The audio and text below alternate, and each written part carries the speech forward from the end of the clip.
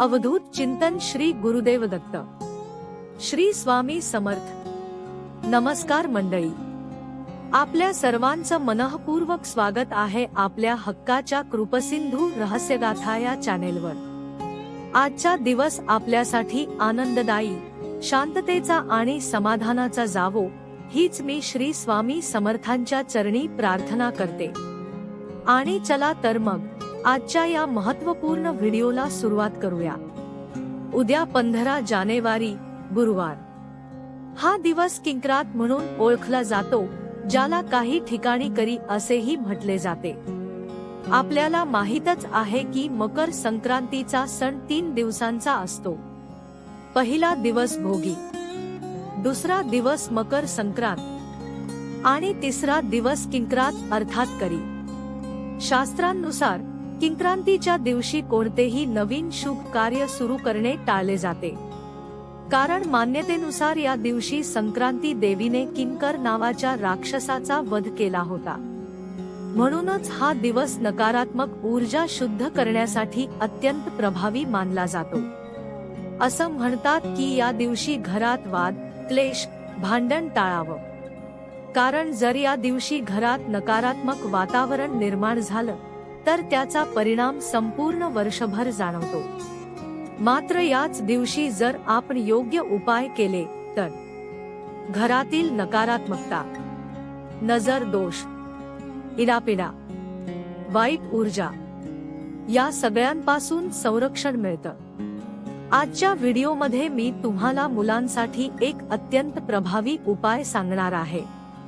हा उपाय केल्यास मुलांची चिडचिड कमी होते, अभ्यासात लक्ष लागतं, आजारपण कमी होतं, करिअरमध्ये अडथळे दूर होतात, विवाह अडचणी दूर होतात, नोकरी व व्यवसायात यश मिळतं। म्हणून हा व्हिडिओ शेवटपर्यंत नक्की पहा। प्रभावी उतारा उपाय किंक्रांतीसाठी खास। हा उपाय प्रत्येक आईवडिलांनी मुलांसाठी नक्की करावा, लहान असो वा मोठी। हा उपाय करायची वेळ सायंकाळी 5 नंतर ते रात्री 12 पर्यंत, कारण उतारा हा नेहमी दिवस उतरत असताना केला जातो। आवश्यक साहित्य: 7 सुक्या लाल मिरच्या, थोडं खडं मीठ, नसेल तर बारीक मीठ चालेल, चिमूटभर मोहरी, थोडी कांद्याची साल, थोडी लसणाची साल, 2 लवंगा, कापूर। उपाय कसा करावा? सर्व साहित्य एका प्लेटमध्ये ठेवा, देवघरात दिवा लावा, मुलाला देवासमोर बसवा।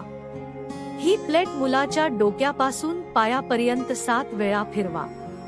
उतार करताना मनात किंवा हलक्या आवाजात म्हणा, माझ्या मुलावर आलेली नजर, दोष, नकारात्मकता दूर होऊ दे, माझ्या मुलाचं। महत्त्वाच्या सूचना: 2 मुलं असतील तर दोघांसाठी वेगळं साहित्य वापरा। एकाच उतार्याचं साहित्य दुसऱ्या मुलासाठी वापरू नका। मुलं बाहेरगावी असतील तर त्यांच्या फोटोवरून उतारा करा। फोटो नसेल तर 4 दिशांना 7 वेळा उतारा करून वस्तू जाळा। हा उपाय विशेषतः किंक्रांतीच्या दिवशी केल्यास तो अत्यंत प्रभावी मानला जातो।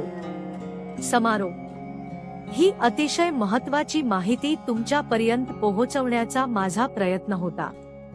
व्हिडिओ आवडला असेल तर लाईक करा, चॅनलवर नवीन असाल तर सबस्क्राईब करा आणि हा व्हिडिओ जास्तीत जास्त शेअर करा। पुन्हा भेटूया एका नवीन विषयासह। तोपर्यंत श्री स्वामी समर्थ।